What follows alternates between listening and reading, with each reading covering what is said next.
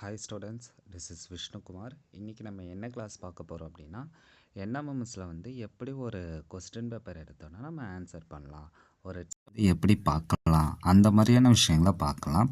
So இதுக்கு முன்னாடி நம்ம இந்த 5 பாயிண்ட்ஸை நீங்கள் ஞாபகம் வச்சுக்கணும், சரிங்களா? எப்படி நம்ம படிக்க வேண்டியது இருக்குது, சரிங்களா? அந்த படித்ததை நம்ம எப்படி வந்து டெஸ்ட்டாக கன்வெர்ட் பண்ண போகிறோம், ஸோ எப்படி படிக்க போகிறோம், எப்படி படித்ததை டெஸ்ட்டாக எழுத போகிறோம், அதுக்கப்புறமா எப்படி ஒரு இம்பார்ட்டன்ட் லெசன்ஸை நம்ம கவர் பண்ண போகிறோம், ஓகேங்களா?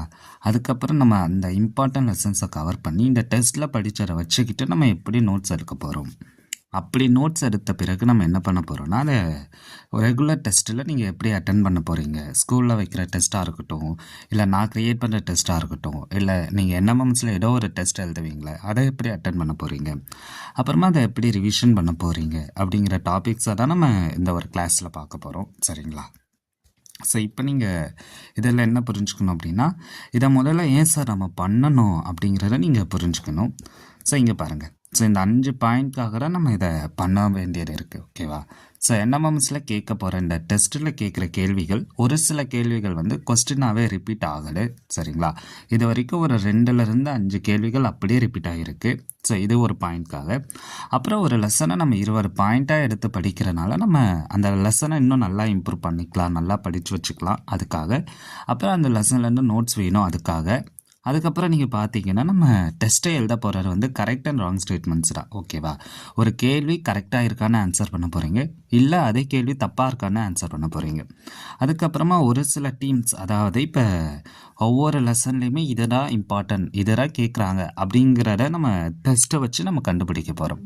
ஸோ இந்த 5 பாயிண்ட்காக தான் நம்ம டெஸ்ட்டை படிக்கிறோம், சரிங்களா? டெஸ்ட்டை எழுதுகிறோம், சரிங்களா? ஓகே. ஸோ இதில் வந்து நம்ம இந்த 2026 என்எம்எம்எஸ் கொஸ்டின் பேப்பரை பாருங்களேன். இதில் வந்து இந்த கொஸ்டின் பேப்பர் வந்து ரிப்பீட்டாக வந்திருக்கு. ஸோ நம்ம அது என்ன வந்திருக்கு அப்படின்னு நம்ம மேக்ஸில் பார்க்கலாம். இப்போ இதை நீங்கள் பார்த்தீங்கன்னா 2025 வந்து ஒரு ஒரு ரிலேஷன்ஷிப் கொடுத்துருக்காங்க. அந்த ரிலேஷன்ஷிப்பை வச்சுக்கிட்டு நம்ம ஆன்சர் பண்ணணும். பட் இதை நம்ம எப்படி புரிஞ்சுக்கலாம் தெரியுமா? இந்த ஒயில் இருக்கிற நம்பரை பாருங்கள், 1 2 3 4 5ன்னு இருக்குது.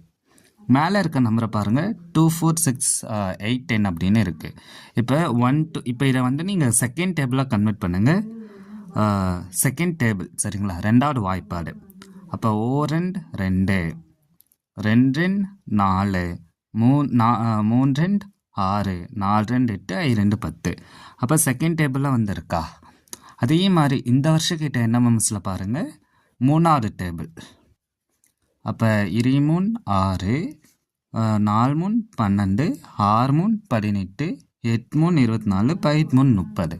அப்படி பார்த்தீங்கன்னா இதுக்கான ரிலேஷன்ஷிப் என்ன ஃபார்முலா வரும் அப்படின்னா, y = 1/3x, y = 1/2x.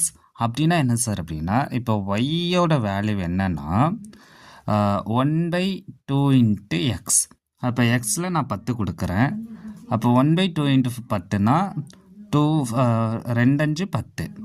அப்போ 2 5 10 நம்ம இப்படி கொடுத்துருக்கோமே. ஸோ நம்ம இந்த ஒரு விஷயத்த புரிஞ்சுக்கணும். இது உங்களுக்கு புரியல அப்படின்னா நீங்கள் இன்னொன்று பாருங்கள், இல்லை இதை பற்றி டீட்டெயிலாக கேளுங்க, நான் சொல்கிறேன். அப்போ ஒரு ரிலேஷன்ஷிப்பை நீங்கள் பார்த்தீங்கன்னா இந்த மாதிரி என்எம்எம்எஸ் எக்ஸாம்லாம் அடுத்த வருஷம் 4வது டேபிள் வரலான்னு நான் ப்ரிடிக்ட் பண்ணுறேன். ஏன்னா இந்த 2 வருஷம் வச்ச கொஸ்டினை வச்சு இந்த மாதிரி நம்ம இந்த டெஸ்ட் கொஸ்டின் பேப்பரை வச்சு நம்ம என்எம்எம்எஸ்ஸை ப்ரிடிக்ட் பண்ணணும், சரிங்களா? அதுக்கப்புறம் இந்த ஒரு கேள்வியை பாருங்கள். அதாவது இந்த ஒரு கேள்வி என்னென்னா, இந்த மகரந்த சேர்க்கை, சரிங்களா? மகரந்த சேர்க்கையோட அடிப்படையில் பொருந்தாததை தேர்ந்தெடுக்கன்னு கேட்டிருக்காங்க. இப்போ நடந்த மார்க் டெஸ்ட்லையுமே இந்த ஒரு கேள்வி வந்திருக்கு. அப்போ இது இம்பார்ட்டன்ட் அப்படிங்கிறனால தான் இந்த என்எம்எம்ஸில் கேட்டிருக்காங்க. ஸோ இது சயின்ஸ் வரப்போ நம்ம பார்க்கலாம். அதே மாதிரி இந்த ஒரு கேள்வியை பாருங்கள், சயின்ஸில் கரண்ட்டு, சரிங்களா? ஸோ 2026 இந்த ஒரு கேள்வி வந்திருக்கு. என்ன வந்திருக்குன்னா, இங்கே 30 கோலும் கொடுத்துருக்காங்க. என்எம்எம்எஸில் வந்து 60 கோலும் கொடுத்துருப்பாங்கன்னு நினைக்கிறேன். இருங்க. ஓகே. ஸோ டெஸ்ட்டில் 30, என்எம்எம்எஸ் எக்ஸாமில் 60.